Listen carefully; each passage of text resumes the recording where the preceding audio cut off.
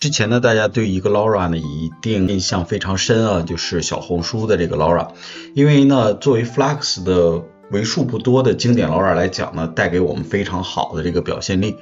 那最近呢，这个小红书的 Laura 呢出了第2版，他这也提到了，虽然说这是第2版，它其实呢内部已经经过了5个版本的迭代，所以说呢，我们的期待呢还是非常多的。它的这个采样的算法以及调度算法以及采样步数呢，并没有任何的变化。下面呢，我们就看一下这个 Laura 它的表现到底怎么样。首先呢，我们来构建一个 Flux 的标准的工作流。那同样呢，我们来生成一个宽屏的这个地方呢，我们基本上都保持不变。下面呢，我来增加一个采样器。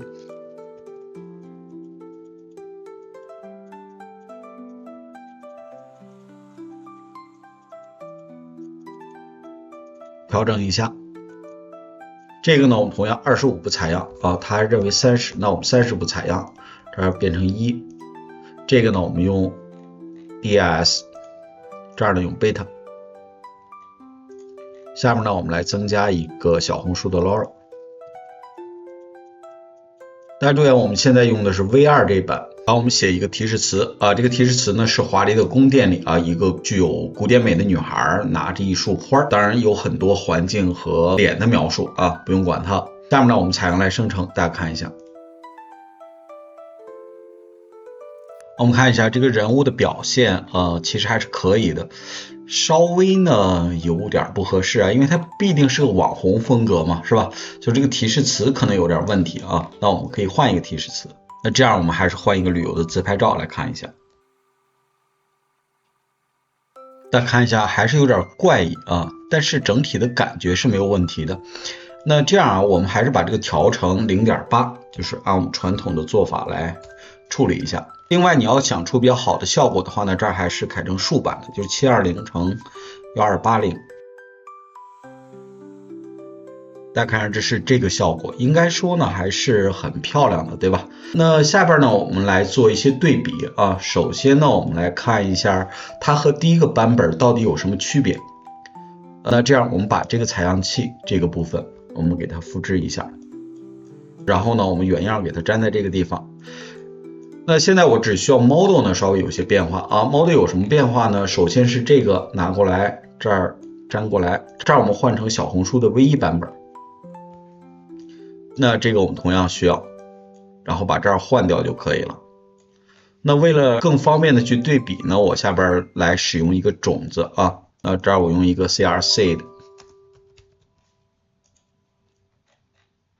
它是每轮一换但是2个都一样，所以说这儿呢我把 seed 转为输入，这儿呢我同样把 seed 转为输入。那 seed 呢同时连到这儿和这儿，这样它们的种子采样算法基本上都一样。那我们就看一下它们到底有什么区别先看一下普通采样生成的效果，这个 width 跟 height 这儿我们也得连过来好，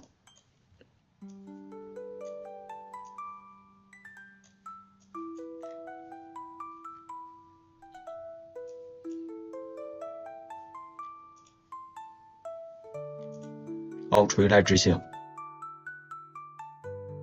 大家看一下这边呢是 V2 版，这是 V1 版。那我们会发现V2 版其实更自然一些，那 V1 版呢其实有点刻意，包括肤色特别像这个特殊处理的。那这个呢其实就好一些那包括这个整个的比例那我们会发现这个呢也更协调一点。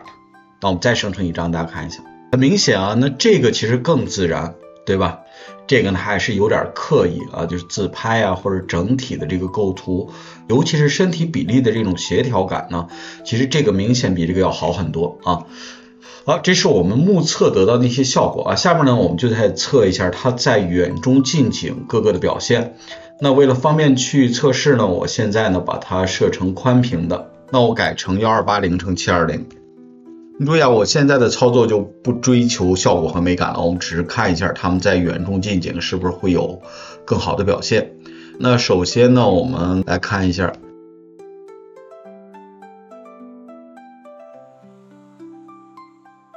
现在呢，我就写了一个美丽的女孩啊，然后呢有漂亮的脸，然后精致的脸，别的呢什么都没有写啊。我们看一下两个模型在近景上的一个体现。这个有点太近了，对吧？那我们可以看到，就是它对整个的这个提示词的反应可能更强烈一些啊。这是这两个，大家看一下。整个构图差不多，那相对来讲呢，你会发现这个可能更自然一点，尤其是在肤色这个地方，它更符合人们的这个审美啊。这个有点惨白，像卸了妆之后的这个效果，对吧？我们把 Detail Face 去掉。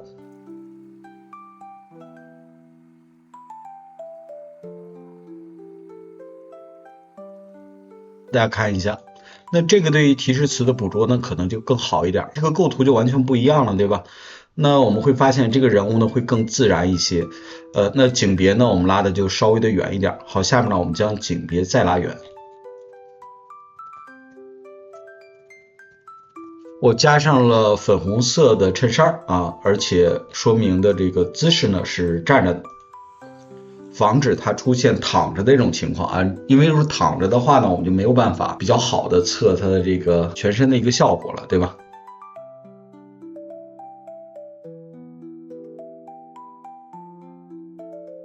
大家看一下，那很明显呢，这个由于景别可能更合适啊，所以说你看起来比这个更漂亮。但是总体上来讲啊，我们还是觉得上面这个更自然一些，而且底下这个人物的泛化能力比较差，就是这个面孔呢好像就是这样。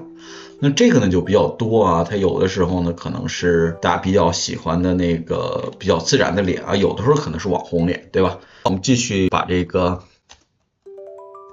景别给它拉远，这俩呢就有比较大的这个可比性了。我们看一下在远景的时候，这两个人物长得到底怎么样？看一下，很明显啊，应该说这个更自然一点啊，但是这个在细节上可能更清楚一些。你注意，在这个衣服的褶皱啊，包括扣子的表现会有一些差别。所以在远景的时候呢，你会发现这两个好像差不太多了啊。这个也很漂亮啊，虽然没有这个漂亮，对吧？那下边呢，我们把鞋也给它写上啊 ，white shoes， 把景别再拉远。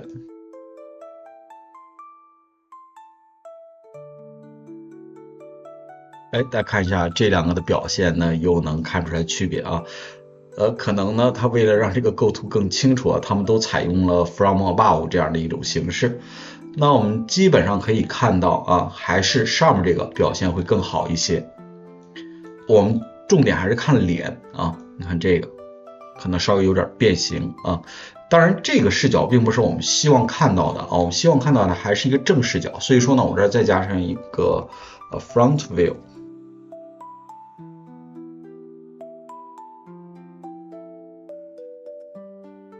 好，大家看一下这两个的差别，哪个更好呢？这个不好说啊，但是远景上我们其实看不出来太大的差别啊。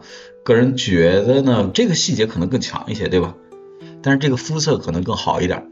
那所以说两个在远景上的差别并不是特别的大啊，而在近景上呢，我们会发现 V2 版本的确是比 V1 版本呢要好很多。好，下面呢我们来测一下它们对于其他 LoRa 的一个兼容程度。我们切换到一个中景的视角，那我们用我们自己训练的一个 LoRa 来测一下，这个强度我们给到 0.5。大家注意，你测的时候，你可以用自己的 LoRa， 当然也可以下载一个其他的 LoRa 啊。这个呢是我自己调的。那我们看一下它们和其他 LoRa 如果一起去处理图片，那能不能比较好的融合在一起？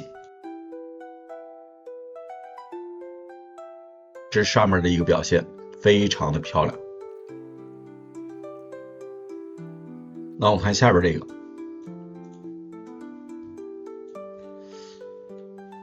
这两个更喜欢哪个呢？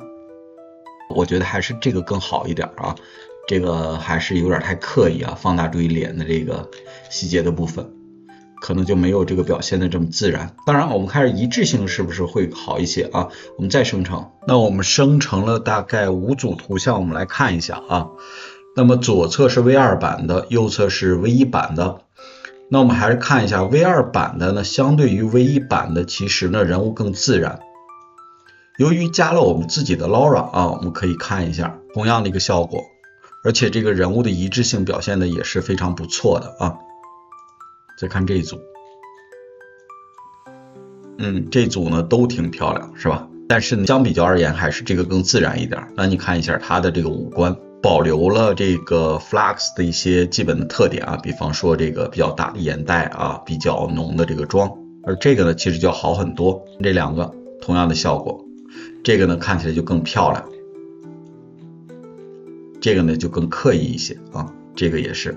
这个人物呢，其实一致性更强啊，就长得更一样，因为呢，它可能这个 Laura 模型本身的泛化能力要稍差一些，而 V2 版应该加入了更多的训练数据。总体上来讲呢 ，V2 版比 V1 版呢有了非常大的一个程度上的提升。那这个呢，其实就是加入了我们自己的 Laura， 我们再来比较它们生成的一个效果，你会发现人物的一致性呢，其实是 V1 版更好啊。V2 版呢，由于它可能增加了更多的脸啊，所以说呢，泛化能力可能更多一些不能叫泛化能力，多样性更多一些。但是总体上来讲 ，V2 的表现比 V1 呢要好很多，有了非常大的一个提升。好，大家呢可以自己试一下。今天呢，我们就聊到这儿，关注我，做一个懂爱的人。